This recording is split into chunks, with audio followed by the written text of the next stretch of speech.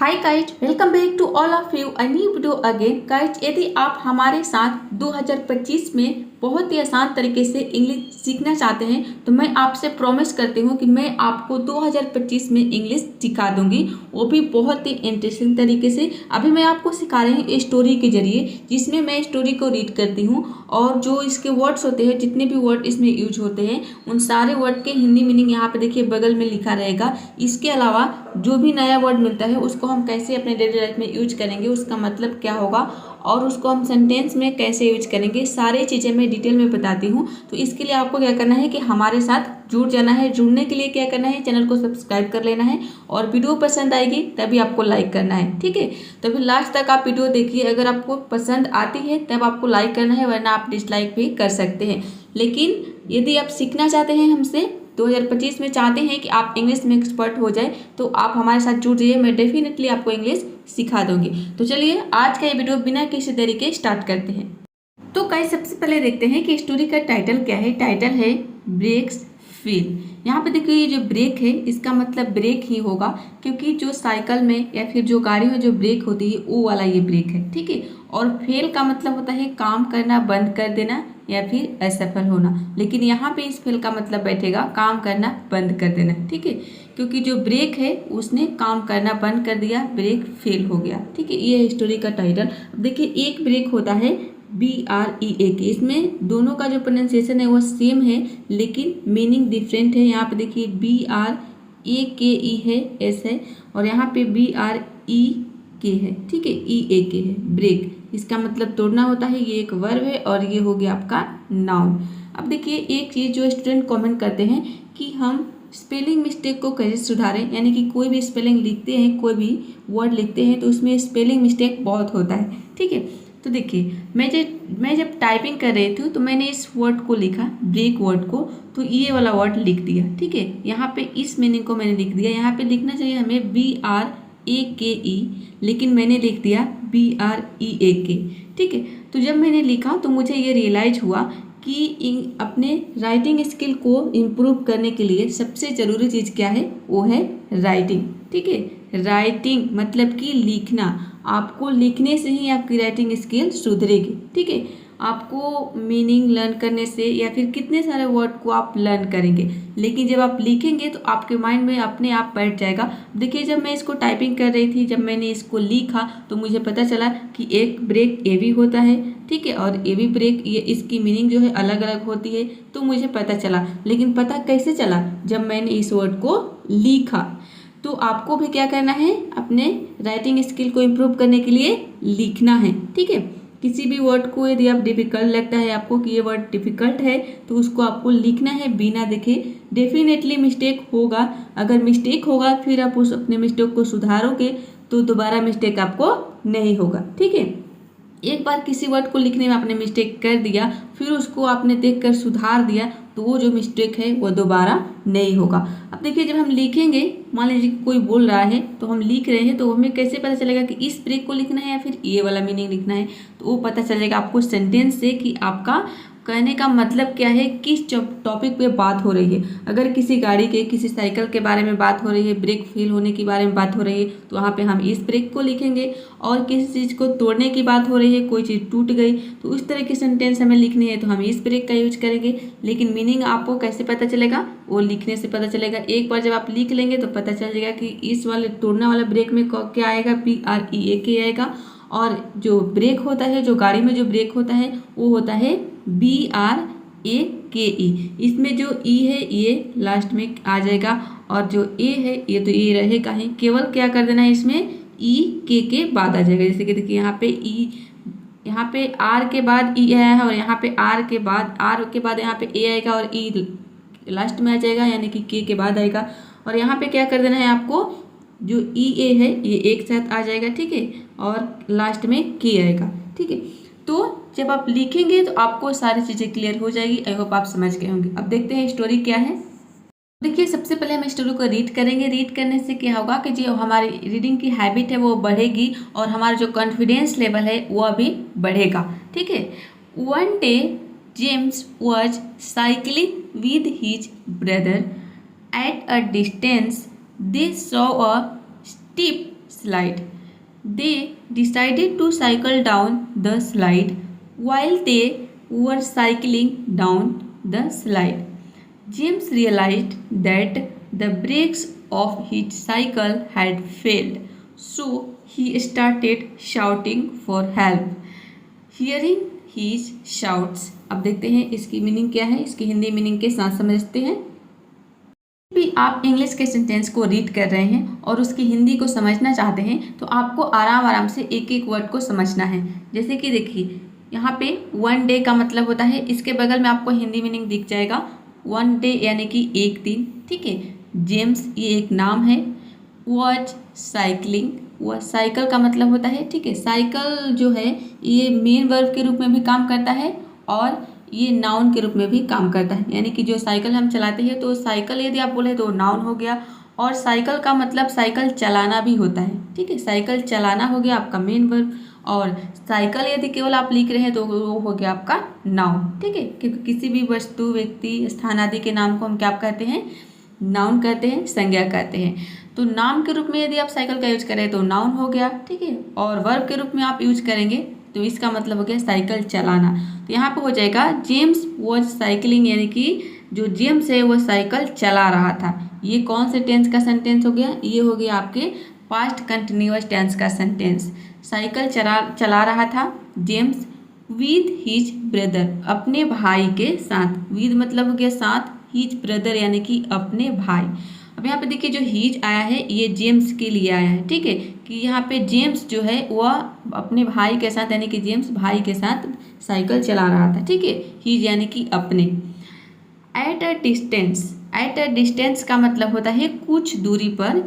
They saw, दे किसके लिए आया है, दे आया है दोनों भाई के लिए, ठीक है। दो भाई है यहाँ पे देखिए, एक हो गया जेम्स और एक हो गया उसके भाई, यानी कि हिज ब्रदर उसका भाई हो गया, जेम्स का भाई हो गया, तो मतलब दो लोग हो गए, तो दोनों के लिए यहाँ पे दे आया है, ठीक है। दे सॉ यानी कि उन्हें क्या दिखाई दी, सी का मतलब होता है देखना, उसी का सेकेंड फॉर्म है सॉ मतलब कि दिखाई दी। क्या दिखाई दी, स्टीप स्लाइड, ठीक है। स्टीप स्लाइड का मतलब होता है खड़ी ढलान, ठीक है। जब भी हम सड़क पर गाड़ी चलाते हैं, साइकिल चलाते हैं तो कभी कभी हमें कुछ ऊंची जगह मिल जाती है, ठीक है, तो इसको हम इंग्लिश में बोलते हैं स्टीप स्लाइड, या खड़ी ढलान आप बोल सकते हैं, ठीक है, हिंदी में। आगे है दे डिसाइडेड। यहाँ पे देखिए जो डिसाइड वर्ड है इसका मतलब होता है फैसला करना, इसी का यहाँ पे सेकेंड फॉर्म दिया है डिसाइडेड, यानी कि फैसला किया। दे मतलब उन्होंने, यानी दोनों भाई के लिए दे आया है, उन्होंने फैसला किया। क्या फैसला किया, to cycle down the slide, यानी कि साइकिल चलाकर ढलान से नीचे उतरने की कोशिश की। नीचे से ढलान से जो जब उस दोनों भाई ने ढलान देखा तो वहाँ पे साइकिल से नीचे उतरने का उसने फैसला किया दोनों भाई ने, ठीक है। तो यहाँ तक आप स्टोरी समझ रहे हैं कि एक दिन जेम्स साइकिल चला रहा था अपने भाई के साथ, ठीक है। कुछ दूरी पर उन्हें दिखाई दी, क्या दिखाई दी, खड़ी ढलान दिखाई दी, तो उन्होंने फैसला किया, दोनों भाई ने साइकिल को ढलान पर, यानी कि ढलान पर साइकिल से नीचे उतरने का फैसला किया, ठीक है। चलिए आगे देखते हैं। आगे है देवर साइकिलिंग डाउन द स्लाइड, यानी कि जब वे नीचे उतर रहे थे, ठीक है। साइकिल डाउन का मतलब है नीचे उतरना, स्लाइड यानी कि वो स्लाइड जो ढलान है, जब उस ढलान से नीचे उतर रहे थे, जेम्स रियलाइज, जेम्स को एहसास हुआ, ठीक है। रियलाइज का मतलब होता है एहसास होना, तो उसी का सेकेंड फॉर्म है रियलाइज, मतलब कि जेम्स को एहसास हुआ। क्या एहसास हुआ, दैट की the brakes of his cycle, यानी कि उसके साइकिल की जो ब्रेक है हैड फेल हो गई थी, ठीक है। तो जेम्स को रियलाइज हुआ कि उसकी जो ब्रेक है वो फेल हो गई है, ठीक है। सो इसलिए ही स्टार्टेड शाउटिंग। शाउट का मतलब होता है चिल्लाना। देखिए शाउट एक वर्ब है जिसका मतलब होता है चिल्लाना, और यहाँ पे है इसका आईएनजी फॉर्म, ठीक है। शाउट का आईएनजी फॉर्म है शाउटिंग। स्टार्टेड शाउटिंग का मतलब है कि वह चिल्लाने लगा, ठीक है। वह चिल्लाने लगा, कौन चिल्लाने लगा, जेम्स चिल्लाने लगा, क्योंकि उसके जो साइकिल की जो ब्रेक है वह फेल हो गई थी। चिल्लाने लगा, क्या चिल्लाने लगा, फॉर हेल्प यानी कि मदद के लिए, ठीक है। यहाँ आप देखिए फॉर हेल्प यानी कि मदद के लिए चिल्लाने लगा। हियरिंग हिज शाउट्स, ठीक है। उसकी चीख सुनकर। अब यहाँ पे देखिए ये जो शाउट्स है ये एक नाउन हो गया, नाउन मतलब इसका मतलब हो गया चीख, ठीक है। और यहाँ पे ये जो शाउट है इसका मतलब हो गया चिल्लाना, ये एक वर्ब हो गया, ठीक है। जिस किसी हिंदी शब्द के अंत में ना रहता है, जैसे कि खाना पीना सोना उठना बैठना रोना चिल्लाना बोलना, सबके अंत में क्या रहा है, ना आ रहा है, तो सब ये सब वर्ब है, ठीक है, क्रिया है। और जिसमें ना नहीं हो यानी कि देखिए ये चीख, इस शाउट्स का मतलब है चीख, ठीक है। तो चीख को सुनकर, ठीक है, क्योंकि वो चिल्ला रहा था हेल्प के लिए, फॉर हेल्प के लिए वह चिल्ला रहा था, तो उसकी चीख को सुनकर, हियरिंग मतलब होता है सुनकर, हीज यानी कि उसके, शाउट्स मतलब चीख, ठीक है, उसकी चीख को सुनकर। देखिए यहाँ तक आप समझ रहे हैं कि दोनों भाई साइकिल चला रहे थे और साइकिल उनके ब्रेक जो है फेल हो गई, तो ये क्या किए, नीचे उतर गए, ठीक है, नीचे उतर रहे थे।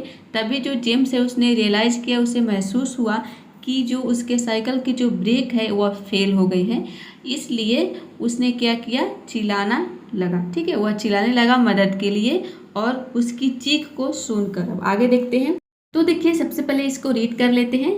His brother quickly cycle down to him and put his leg in front of his cycle in a bit to save Victor, his brother got injured. Victor also lost his balance and fell down, but he was saved from a very big mishap. Only because of his brother, he hugged his brother and both of them went back home. देखते हैं इसकी Hindi meaning.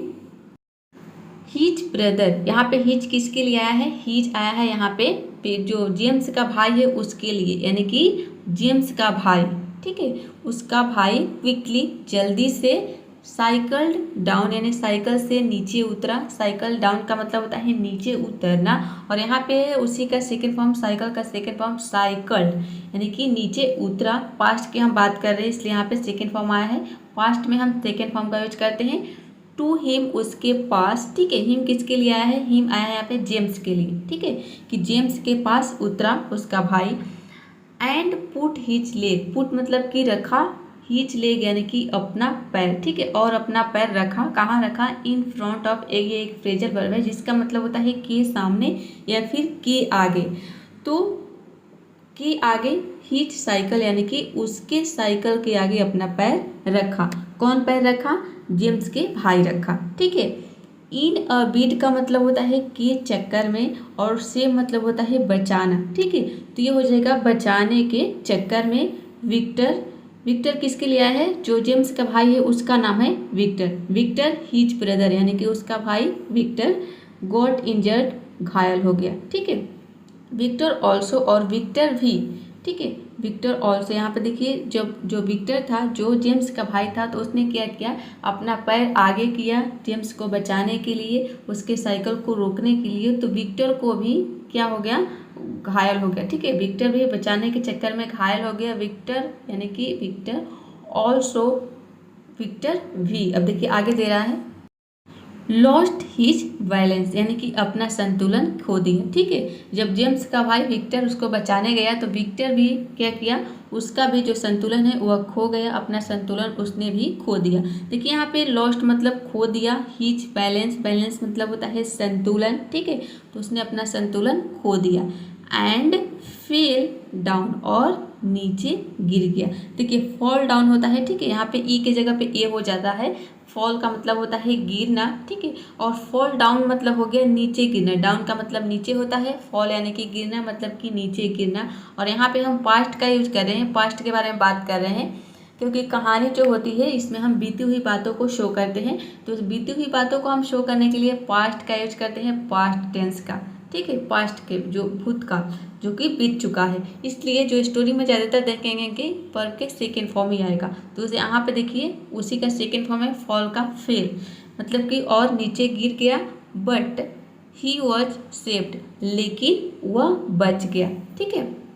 जो Victor था, जो James का भाई था, वह बचाने के लिए आगे गया और अपने पैर से उसके साइकिल को रोका, तो बचाने के चक्कर में वो भी घायल हो गया, लेकिन यानी कि नीचे गिर गया, उसने भी अपना संतुलन खो दिया, लेकिन वह बच गया फ्रॉम अ वेरी बिग मिशहैप, इसको हम पढ़ेंगे मिशहैप। ठीक है, यहाँ पे देखिए इसका मैंने प्रोनाउंसिएशन लिख दिया, इसका क्या पढ़ना है मिशहैप, मिशहैप। यहाँ पे जो एस है इसको आधा सा पढ़ना है मिशहैप।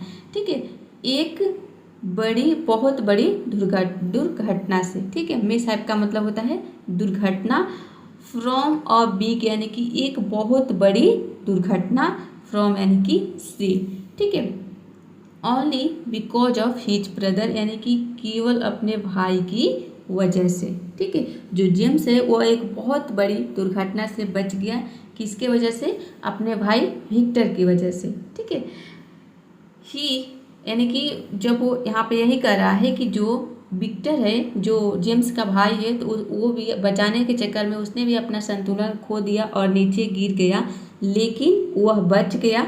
ठीक है, from a very big mishap यानी कि एक बहुत बड़ी दुर्घटना से, बिकॉज ऑफ मतलब कि उसके भाई के बारे में बता रहा है कि जेम्स अपने भाई की वजह से बहुत बड़ी दुर्घटना से बच गया।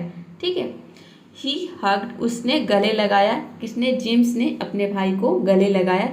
ही हग्ड हीज ब्रदर, हग का मतलब होता है गले लगाना, उसी का सेकंड फॉर्म है हग्ड यानी कि गले लगा लिया। ठीक है, एंड और बोथ ऑफ देम का मतलब है कि वे दोनों। ठीक है, और वे दोनों वेंट चले गए, बैक वापस घर। ठीक है, और वो दोनों घर चले गए। ठीक है, घर चले गए। तो आई होप ये स्टोरी आपको समझ में आई होगी। यदि थोड़ी से भी इसमें आपको समझ में आई है ये स्टोरी, तो आपको क्या करना है, वीडियो को लाइक कर देना है ताकि आपको इसी तरह की और वीडियो मिलती रहे, और चैनल को सब्सक्राइब कर लेना है। तो अभी मैं आपको बताती हूँ, बहुत सारे स्टूडेंट कमेंट करते हैं पीडीएफ के लिए।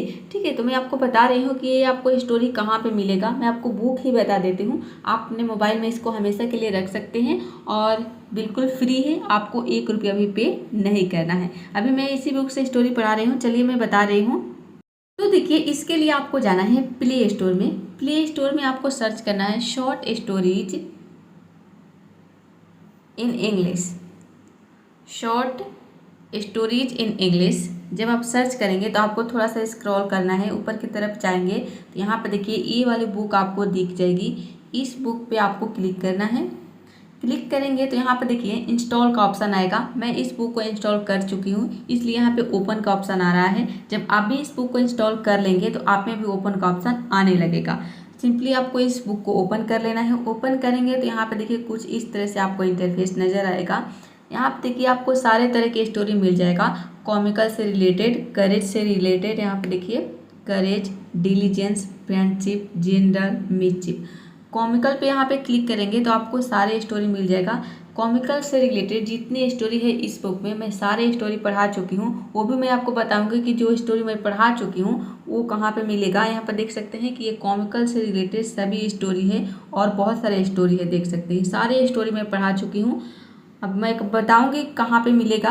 देखिए आज की जो ये स्टोरी है ये है करेज से रिलेटेड। ठीक है, करेज पे आपको जाना है। यहाँ पे देखिए करेज, यहाँ पे आपको दिख रहा है करेज यानी कि साहस। ठीक है, तो यहाँ पे आपको क्लिक करना है और जाना है। यहाँ पे देखिए ब्रेक्स फील, यहाँ पे दिख रहा होगा।